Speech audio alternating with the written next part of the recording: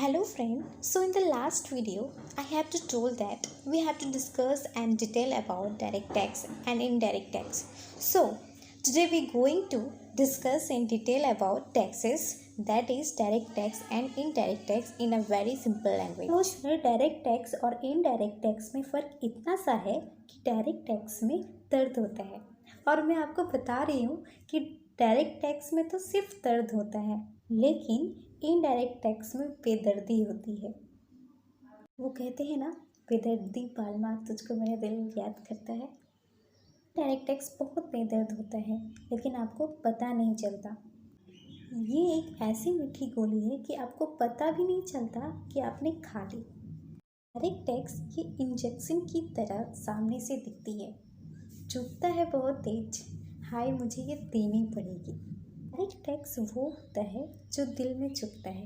Indirect tax वो होता है जो सालों से पे करते आ रहे हैं और हमेशा पे करते रहे होंगे।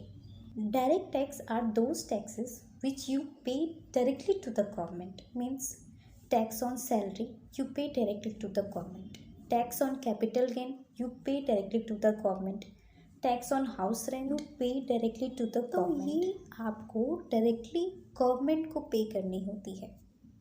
Indirect tax are those taxes जो आप डायरेक्टली पे नहीं करते हो, आप किसी के थ्रू पे करते हो, लेकिन आपको पता नहीं चलता है। अगर आप किसी जगह पे सर्विस टैक्स दिए हो, टैक्स आप देते हो लेकिन आपको चुभता नहीं है, क्योंकि आपने पूरी कीमत दे रखी है। अगर आप कहीं पे सेल टैक्स पे किए, वैट पे किए, VAT means value added tax, अगर आप ये सब पे किए हो तो ये सब क्या है? ये वो टैक्सेस है जो आप किसी भी सामान के ऊपर एमआरपी के ऊपर देते हो। What is MRP? Maximum retail price. हर सामान की कीमत के ऊपर लिखी होती है, उसके नीचे लिखा हुआ होता है इंक्लूसिव ऑल टैक्सेस।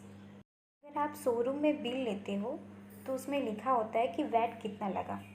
अगर आप रेस्टोरेंट में खाना खाने जाते हो, उसमें भी लिखा होता है इसके ऊपर कितना खाने का बिल है और कितना सर्विस चार्ज है, लेकिन आपको क्या लगता है कि आई एम फीलिंग गुड।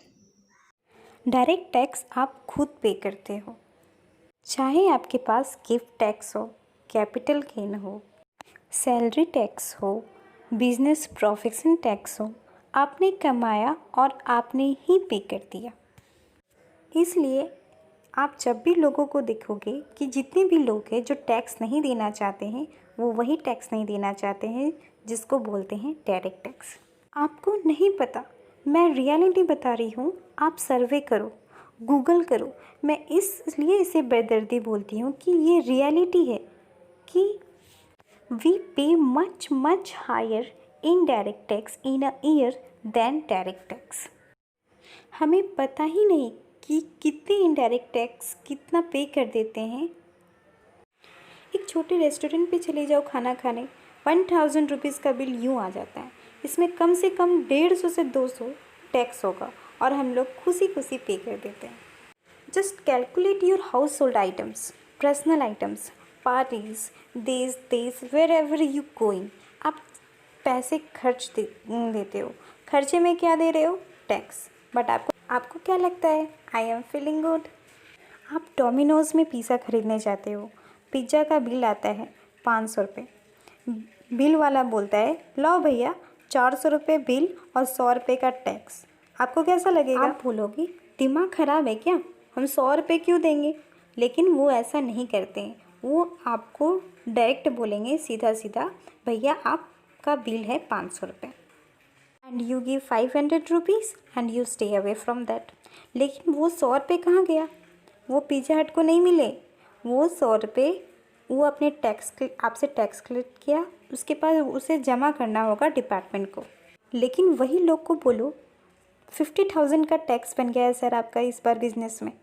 ओ यार बचा यार, कैसे भी कम करके कम कर दे। सीए को बोला लेकिन मेरा टैक्स बचा। क्यों? दर्द हो रहा है यहाँ पर।